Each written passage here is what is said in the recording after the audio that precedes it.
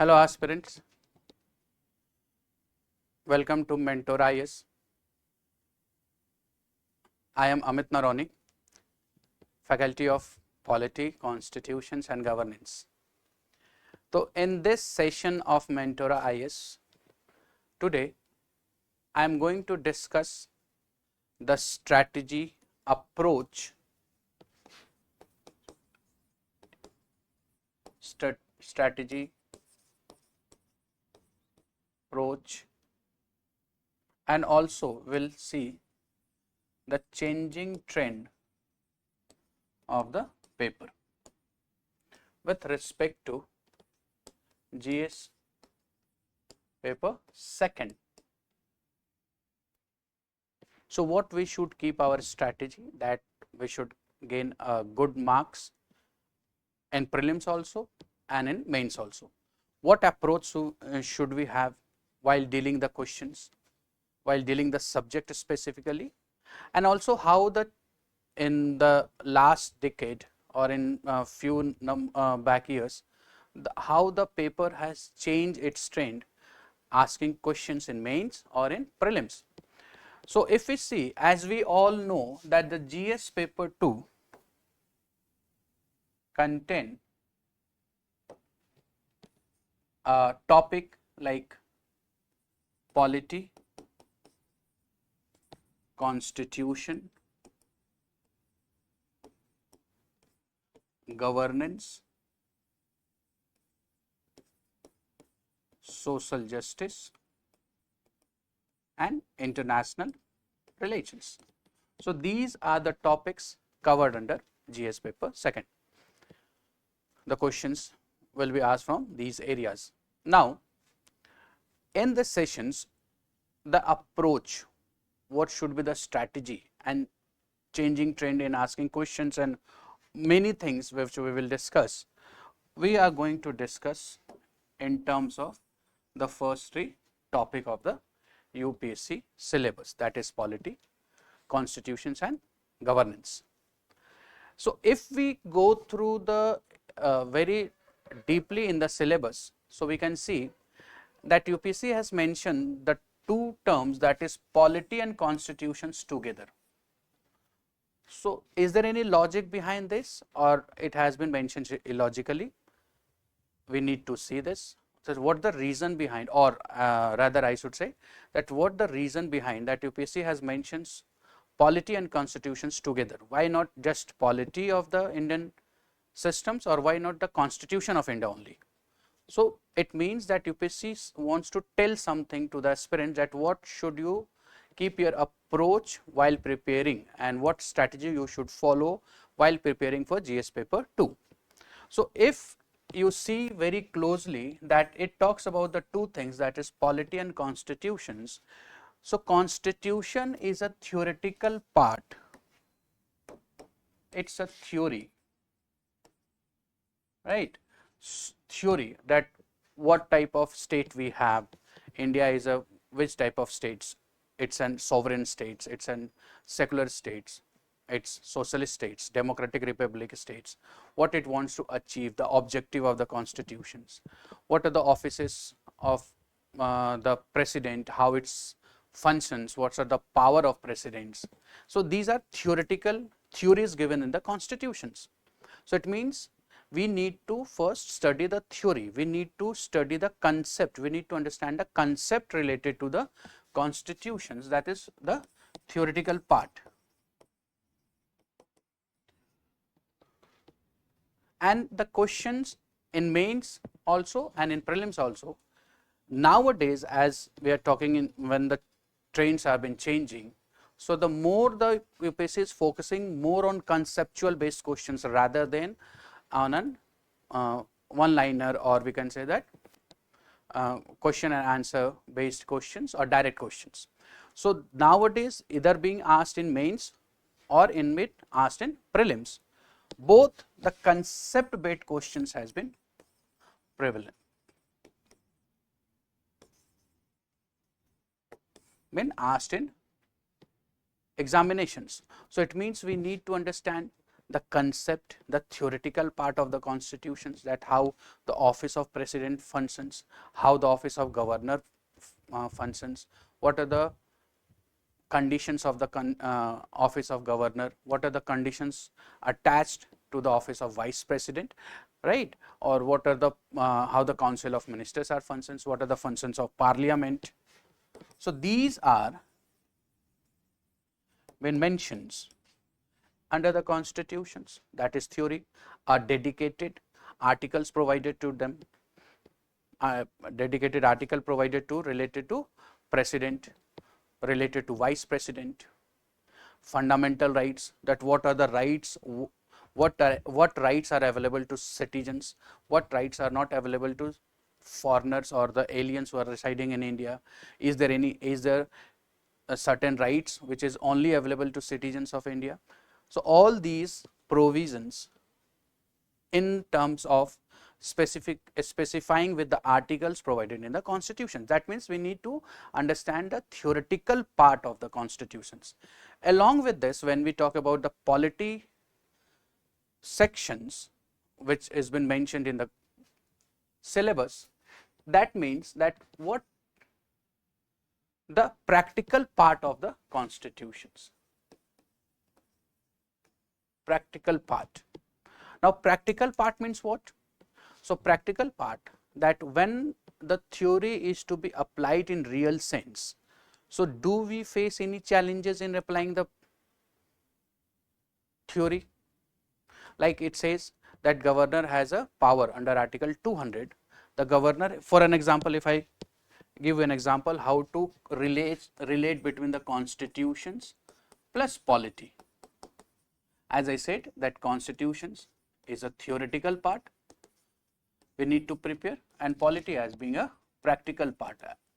So we can understand that what does the UPSC wants from us, from the aspirants, from the student. In examinations we will understand through a very recent development and examples to understand this concept. Now according to constitutions under article 200, which empowers the governor for its assent, or in layman language you can say the veto power. This is theoretical part. Now if we compare that Indian president veto power or governor power of veto with the comparison of American president veto power, so the difference between the two of the Indian system and the American system is that in American system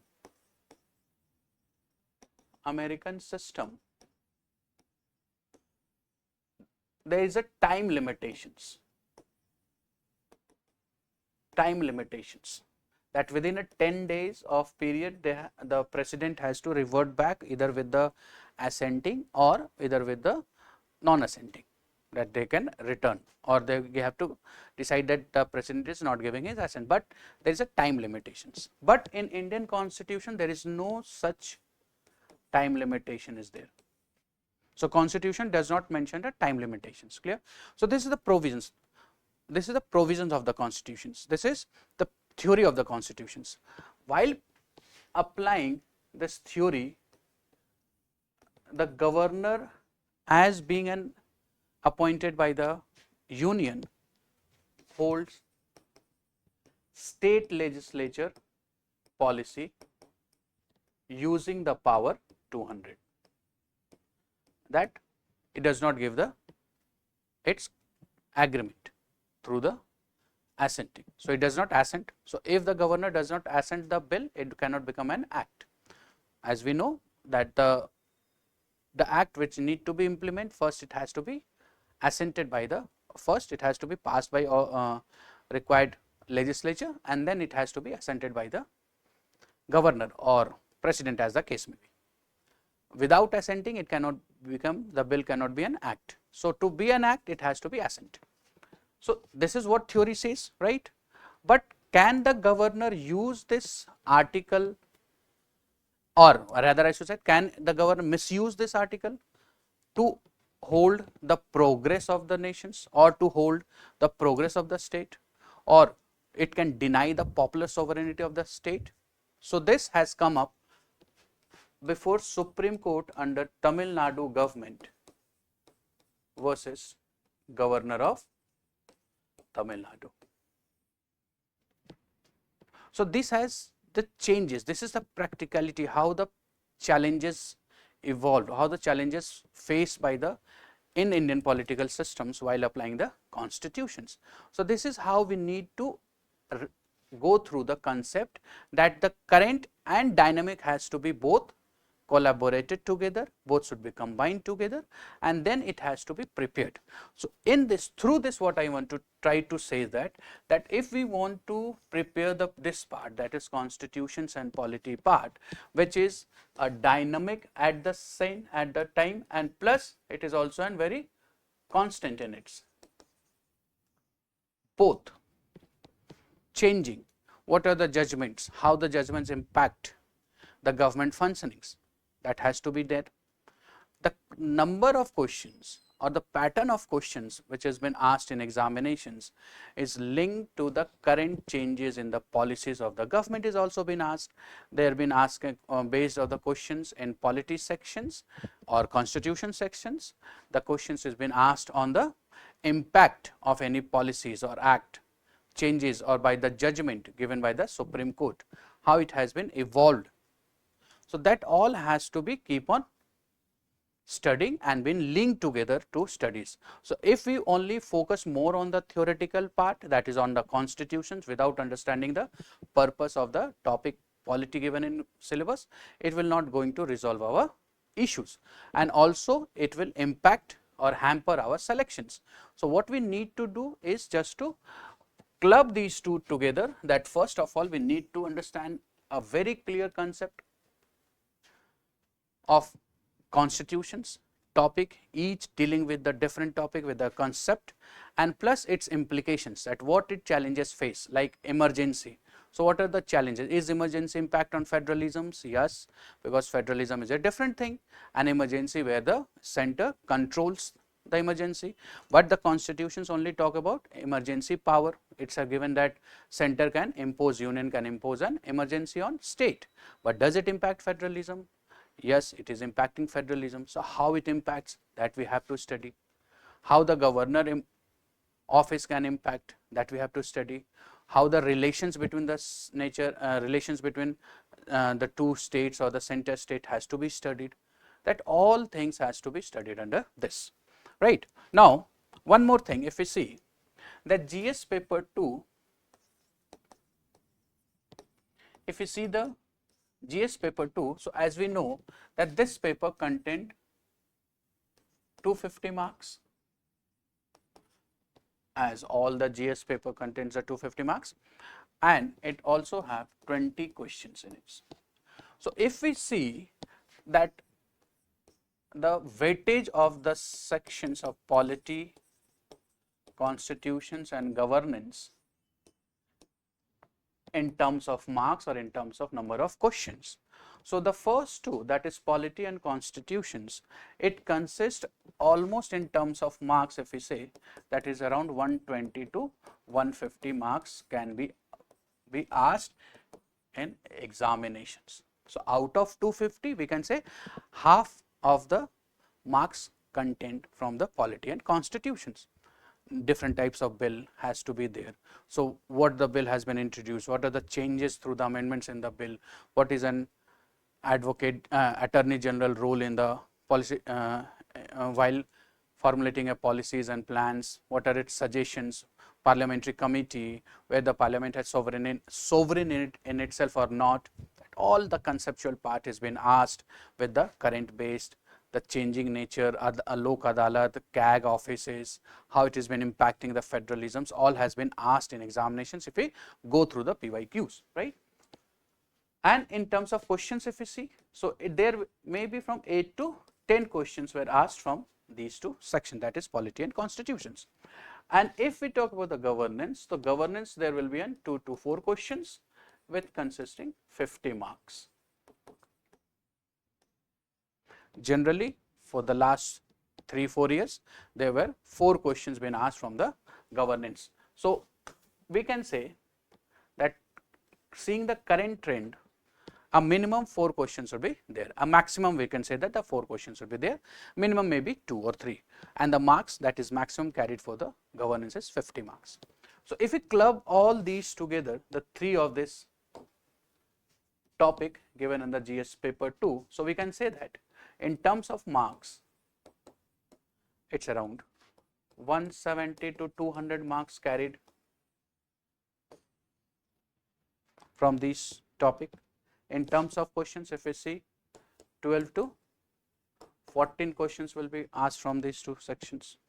Now, you can see the importance of these 3 topics in the GS paper 2, right. So, what now, this is how the trend, we have talked about the trend in the GS paper 2 in terms of marks, also in terms of its nature of questions changing, how we need to collaborate the current part with the dynamic part with the constant part, right.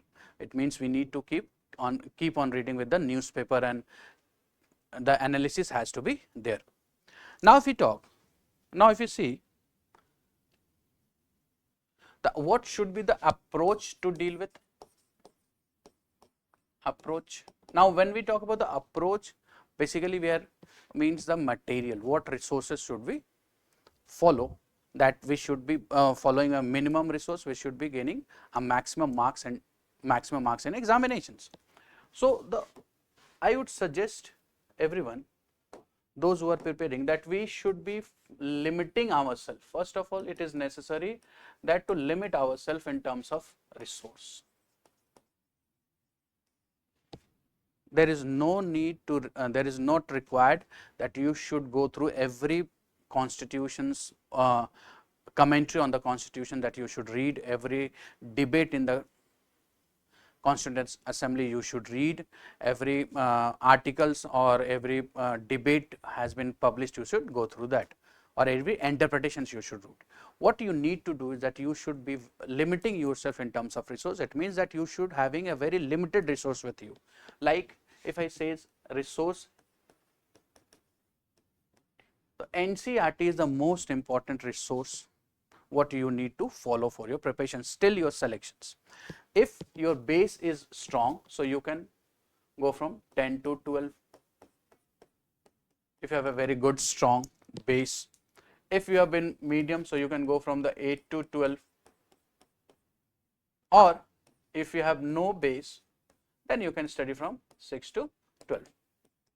Now, these three, the 3 classifications of the NCERT based on the class is depending on the individual capacity, how the individuals, or what is the level of an individuals. If you feel, or if you think that you have a very good base, you have a very good background, foundations is good, so you can refer to 10 to 12 or from 8 to 12, right, this NCERT. So, this is one of the source that is very important, you should always follow this.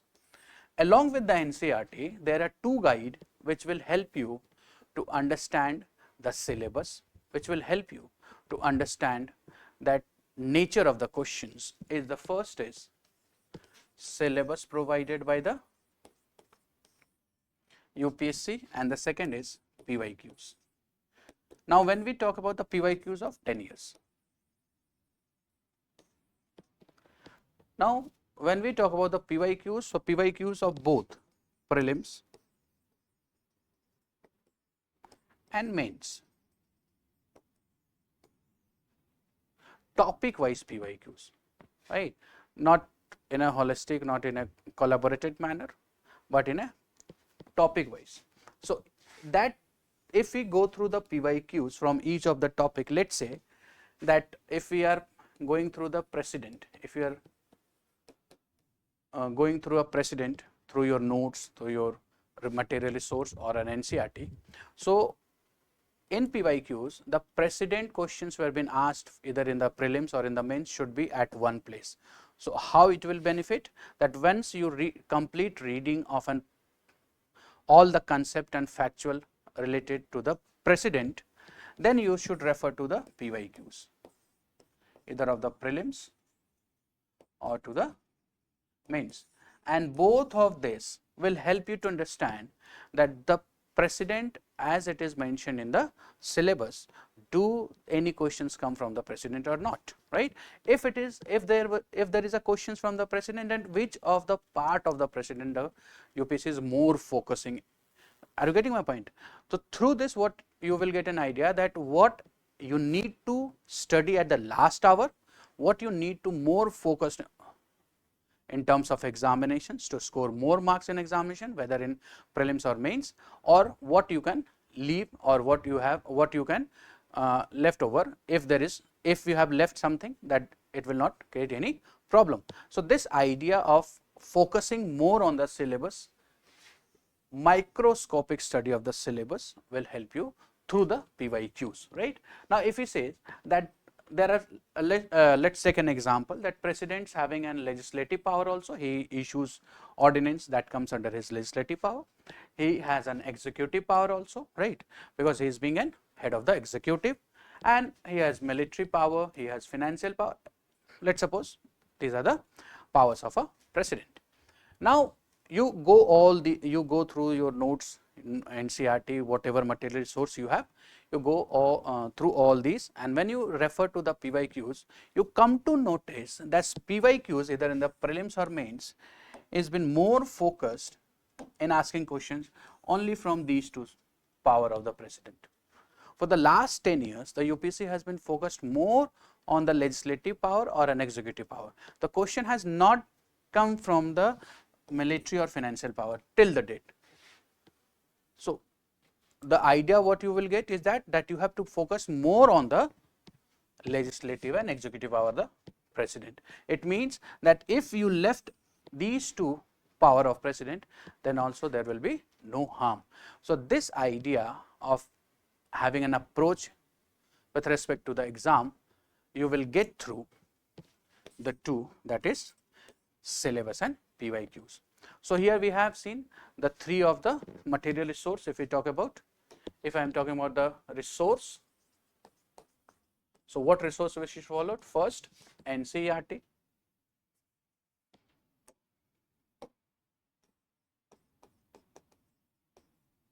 right, from 8 to 12 you can follow. Then next is syllabus provided by UPSC, then PYQs, 10 years, prelims and mains, right. So this you can get solved also with the answers, and this is unsolved. Then next, what we can refer as a resource, that one of the notes or any one book. Notes, whether you have prepared from the class, whether you have prepared online, whether you have joined any class, and in the class the class has exhaustively covered the polity sections. So you should be having faith on that notes and just revise those notes only. If you encounter, if you come to any new fact or any new concept, what you need to do is just to add that concept, add that fact in the notes only. This means that you should not be having more resources for one particular subject. The drawback of practicing this is that at the last hour of examinations, you will not be in a position to revise all the resources, right, because revision is also very important part of your preparations. So to keep and intact into the revisions, that you should revise everything what you have gone through, is that only strategy for that is that to keep yourself very limited resources, right. Then after this you can have also a newspaper, any newspaper you can refer to, either you can refer to the Hindu or you can refer to the Indian Express, whatever one newspaper is sufficient for this, right. So this the syllabus, the approach or study material, what you should resources you should be referring while preparing an examinations. Is this clear? So hope this helps you. Thank you.